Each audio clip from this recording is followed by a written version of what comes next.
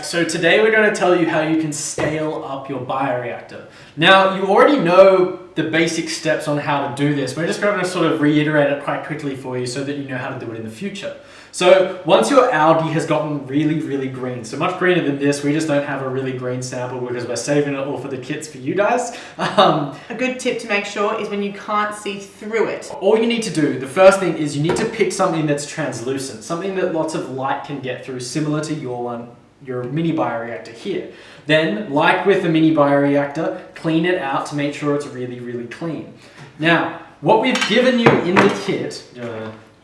yeah. Yep. So we've given you, yours looks a little bit different, it's a little bit bigger and a little bit better, but it's an air bubbler. And so this just gets plugged in and there's a high setting and a low setting. You can probably put it on the low setting, that doesn't mean it's a little bit quieter as well. What I have here is an air line, and at the top of it there is your air stone. And it's a stone because it lets out a lot of little bubbles and doesn't disturb your algae growing. Yeah. And so what you do, if you hold that there, you get your air pump, and there's a little tube and a little opening, and you just kind of push it on. Make sure it gets really tight.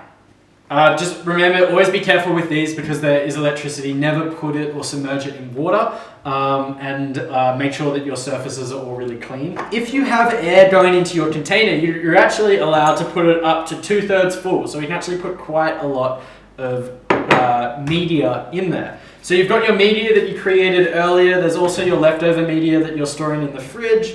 And so what we're going to do now is measure out how much media we're putting in. The reason you can do this is because if you keep track of it well, then you can know how many meters worth of rainforest oxygen you've created, which is kind of cool. So let's just measure this out real quick.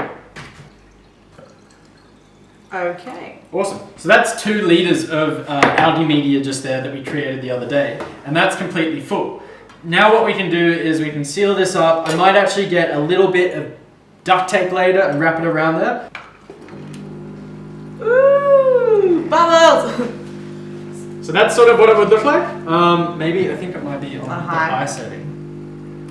Yeah, there we go. That's nice. So it's a little bit gentler. You want it to be on the low setting so that the bubbles are a lot more gentle. And now we can very carefully add in our algae. If your algae's collected on the bottom, it's really just worth giving it a gentle swirl. But we wouldn't recommend scraping stuff off the bottom because your scraper could get contaminated. Yeah. Here we go. So let's just pour this in.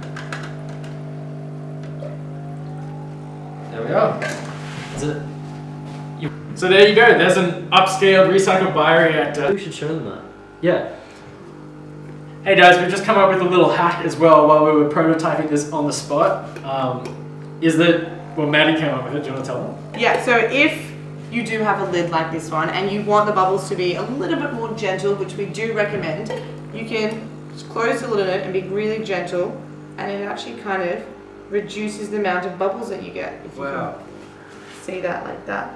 And that means that your whole culture won't be as disturbed as much and it actually will grow faster. You can actually experiment really well with how this affects growth.